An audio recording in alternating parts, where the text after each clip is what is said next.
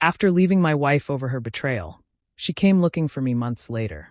It had been months since I walked out. I didn't say goodbye, didn't leave a note, didn't even want to see her one last time. The woman I loved, the woman I married, had betrayed me in a way I couldn't even wrap my mind around. The day I found out about the affair, I left and stayed gone. But now, here I was, standing in front of her. She had come looking for me. I hadn't expected it, hadn't wanted to see her, and yet here she was, pleading for forgiveness. But why? Was it love or regret? The discovery wasn't sudden.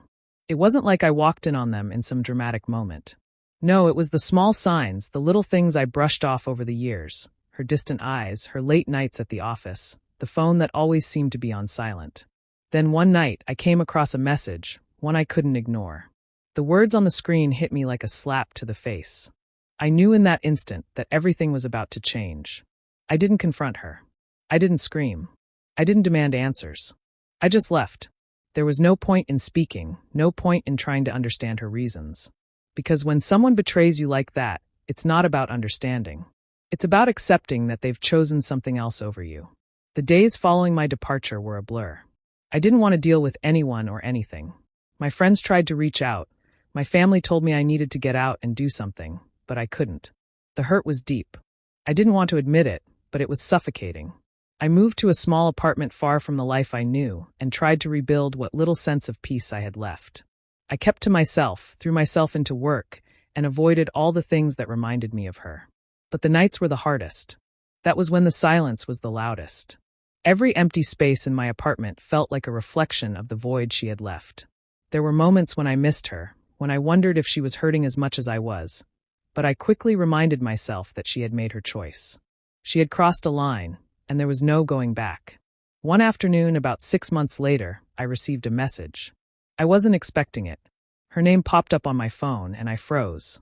For a split second, I considered ignoring it, blocking her out of my life entirely. But I didn't. Curiosity won out. The message was simple: we need to talk. I stared at the screen, feeling a strange mix of anger, confusion, and disbelief. What did she want now? After everything? After I left without a word? Why was she reaching out? Was it guilt? Was it regret? I debated for a long time before responding. I wasn't sure if I even wanted to meet her. Part of me wanted to tell her off, to make her feel the weight of her betrayal. But another part of me, one I didn't want to admit, was hoping she had changed, that she realized what she had lost. That maybe, just maybe, we could find our way back to each other. I told her to meet me at the cafe we used to go to, one of the few places I knew I could sit and not be overwhelmed by memories. She arrived early, sitting at a table in the back corner, staring down at her hands. She looked exactly the same, yet completely different. Her hair was shorter now, and there were subtle signs of exhaustion under her eyes. It was like she had aged 5 years in the time we'd been apart. When she saw me, her eyes filled with something, regret maybe. Or maybe just the weight of everything she had lost. "Thank you for meeting me," she said softly, her voice barely above a whisper. I didn't say anything at first. I just sat there looking at her. I had spent months wondering what I would say if I ever saw her again. But now, all the words I thought I had were gone. I wanted to shout at her, to demand an explanation, but I couldn't find my voice. She spoke again, this time with a tremble in her voice. "I've missed you. I know what I did was wrong, but I need you to know, I was stupid. I was lost. And I regret everything." I wanted to believe her. I wanted to believe that the woman sitting in front of me, vulnerable and broken, was the same woman I once loved. But the truth was she wasn't. "I never meant for it to happen," she continued, her eyes glistening with unshed tears. "I thought I could handle it, that I could keep both of you in my life. But when I lost you, when you left, I realized just how much you meant to me." I swallowed hard, my heart pounding in my chest. This wasn't the apology I wanted. It wasn't enough. I wanted more than words. I wanted honesty. I wanted the truth. "So what is this?" I asked, my voice steady but cold. "Is this about you wanting me back? Or is it about you realizing that you lost your safety net?" Her face fell, and for the first time, I saw a glimpse of the truth in her eyes. "It's not just that," she said quickly. "I really miss you. I miss everything we had. I've thought about it every single day. I didn't know how to fix what I broke." But there was the unspoken truth. She didn't miss me. She missed the way I made her feel. She missed the security I provided, the life she thought she had with me. But it wasn't love. It was regret.